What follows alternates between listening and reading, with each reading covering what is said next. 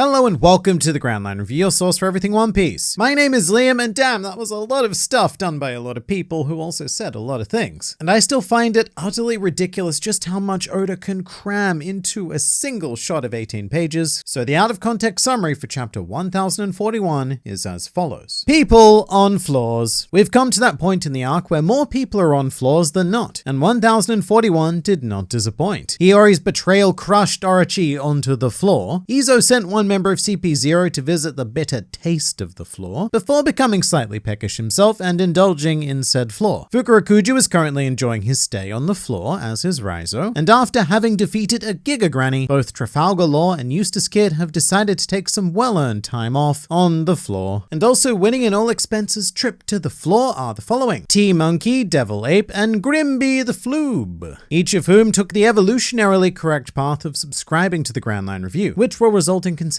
injections of One Piece culture being administered directly into your YouTube feed. And if you'd like to be our next subscriber of the day, then hit the button and please do say hi in the comments below if you are a new member of the Grand Fleet. Welcome. Alright, let's do the thing we do. Starting with Yamato and Momoto. We have some very intriguing information here, specifically in regards to Odin, and specifically in regards to Odin having gotten rid of several pages of his journal, which is interesting because I'd always assumed that he'd never really wrote anything about Laugh Tale, aside from the fact that they'd found it and it's pretty funny. But I guess Kozuki Odin, just like Luffy, takes spoilers pretty insanely seriously. And really, you do kind of have to wonder if that's why he did it. This is all still so very vague, but somehow Odin was given a glimpse or just flat out told what would happen in the future, and so as a result, everything he did was to prepare for that future. And I do wonder if it was a situation where this was done to keep the mystery of the journey alive, because should Luffy ever discover Laugh Tale, and even if the One Piece exists before he gets there, then he might just refuse to bring about the dawn of the world altogether, because he is a very good but also incredibly selfish boy. He does not want people interfering with his wacky adventures. Alternatively, a more reasonable scenario is that Odin got rid of the pages in order to prevent some sort of bad dude evil guy, like say a Kaido, from being able to head to Laugh Tale if the journal was ever found by those wrong and scaly hands. Or maybe even a third option, maybe Odin didn't tear out the pages at all. Maybe it was someone else. I don't know who that someone else is, but I think it's always worth mentioning the weird conspiracy theory. I'm really enjoying the inner crisis evolving within Momonosuke though. He now has a pretty solid understanding of his role in the world and potentially his role in history, but he's having second thoughts about opening up Wano, which is the sort of conflict that I never really anticipated. In retrospect though, it's kind of fair enough. I mean, outside of Wano, Momo has experienced nothing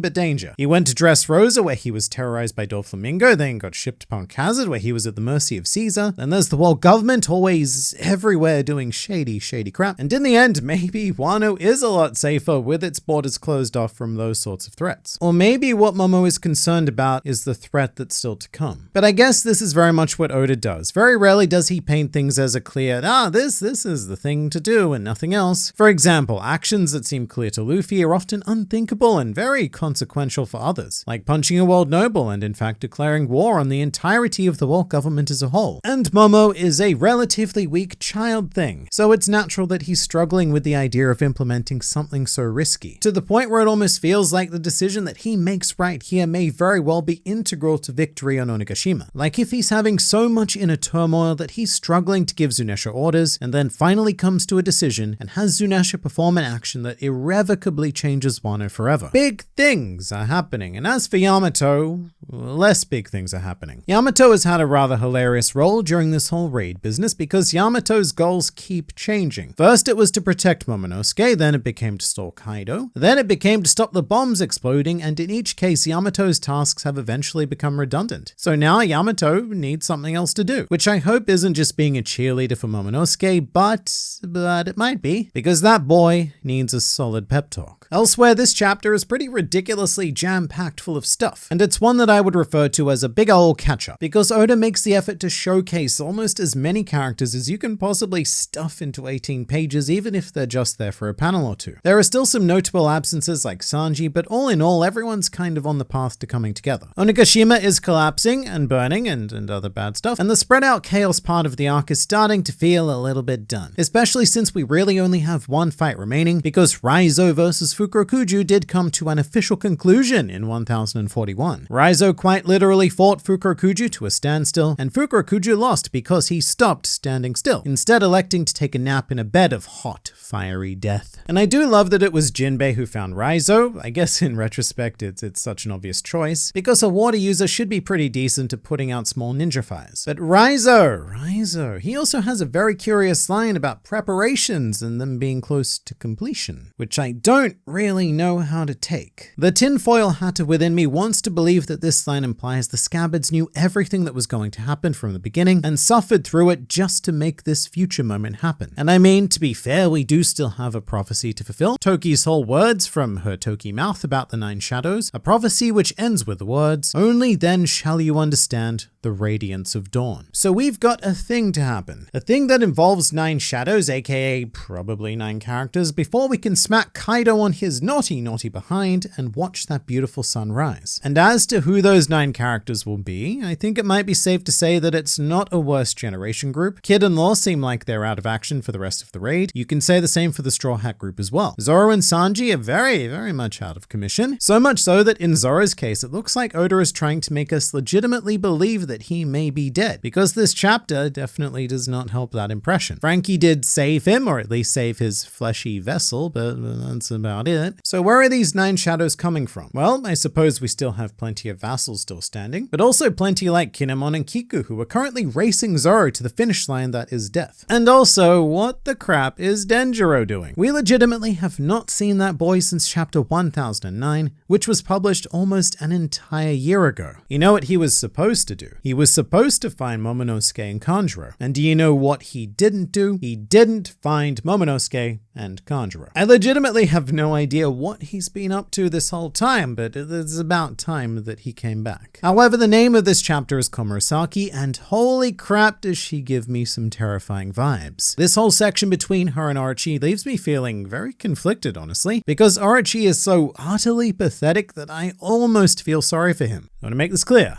I said almost. He is still a steaming pile of crap, but there is something just so sad about the situation. The woman that he loved betraying him, and now he's stuck under some rocks. It's all very much along the lines of going out with a whimper instead of going out with a bang. On the bright side though, we may get to tick off the first item of One Piece 2022 bingo soon, because on that card was Hiyori defeats Orochi. And I use the word defeat very carefully, because as sinister as she appears here, I don't think that Hiyori will kill him. She obviously has every right to, but it's a One Piece thing. I really don't think that Oda is going to dirty the hands of a protagonist like that. And if Hiyori is intent on killing him, then I think she'll either be stopped, someone will step in, or some kind of other solution will be found. Although I am ready and waiting to be proven wrong. It would be an incredible act of badassery by Hiyori, just not one that's quite consistent with One Piece as we know it. Now, speaking of assorted badassery, Izo has performed at a much higher standard than I gave him credit for. When he rocked up to Bob Lucci and Squiddy, the latter of which now has a real name, but he's still going to be Squiddy to me. In any case, when Izo decided to take them on, I gave him no chance whatsoever. But he did a solid 2v1, even knocking Squiddy out. Never underestimate a Whitebeard commander, I suppose, or a vassal actually. These guys are just so damn strong, we just never really realize it, because they're always pit against strong creatures like Kaido, who just makes everyone and everything look like a nothing. I will say that this does make Drake look a little bit worse by comparison, and I get that he's not quite a commander tier presence, but still, I can't help but feel just a little bit sorry for Drake here. That's okay though, because he's about to get his shot at redemption. I mean, maybe.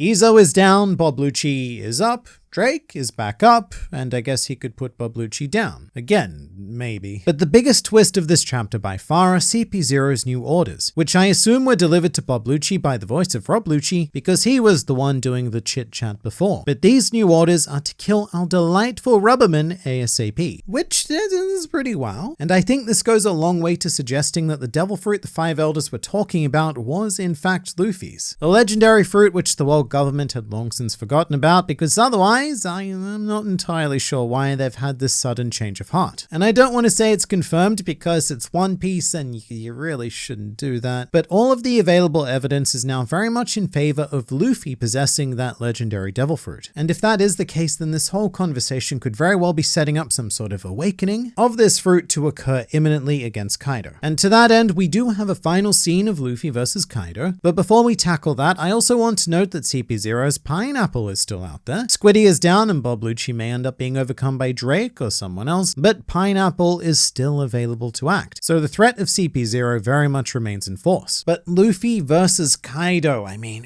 we get such a brief taste of it, but it's so damn good, like a gourmet fist to the face. It was an absolute treat to see Snake Man make another appearance, especially this panel of Luffy, looking like the true demon that the world nobles no doubt fear he is. And I actually can't believe that Oda drew Luffy like this. He looks so alien. It's much more akin to a Zoro panel, really. But Luffy going into Gear 4th is a bit of a big deal, and Luffy says it himself. This is an act of finality. And I think that we can sort of believe that. I bring this up a fair bit in chapter reviews because it continues to be relevant, but everything we've been seeing for the last 6 months or so has been taking place within 5 minutes. That's the time it was stated we had until Onigashima was on top of the flower capital. And what that means is that we just do not have time for Luffy to go through the whole, my Gear 4th failed, gotta wait 10 minutes for Mahaki, because we do not have the time for that. Now with that said, I highly doubt that this is indeed the end. We're now at the point in the climax where Luffy needs to face that one last hurdle, and whether it's Gear 5th or an awakening of his maybe legendary fruit, he also needs to find that one last solution. And in that regard, Luffy's words to Kaido are very reminiscent of Enies Lobby actually. Luffy said something quite similar in the final stretch against Rob Lucci, which was, "I won't turn it off until I've beaten you," referring to Gear 2nd. And in that situation, Luffy's last hill to climb was being hit by the Rokugan, and the resurrection was having Usopp's pep talk bring Luffy back into action. So that's the kind of thing we're looking for here. And I also think that Kaido is the perfect opponent to use this callback on, because much like Lucci, Kaido represents an overwhelming physical threat. This isn't necessarily an opponent that we can come up with some sort of clever solution to, or an opponent that we can just talk onto our side. Kaido, as he currently stands, is someone that just needs to be pummeled and pummeled and pummeled another time into unconscious oblivion with raw force. But he also happens to be the strongest creature in the world, and therefore the only guy that particular course of action is unlikely to work against. So it's a fascinating setup that Oda is going for here. In the meantime, there was also a lovely short Kaido flashback of the first time that he met Big Mom, which may be whetting our appetite for a full-on Kaido flashback. At this point, he's the only real antagonist left to explore with any degree of depth, in Wano that is, and I desperately want to know his Oni story before he is inevitably defeated. This is pretty damn exciting stuff though, because it feels like we are moments away from the climax of Wano and Kaido's defeat, but at the same time still so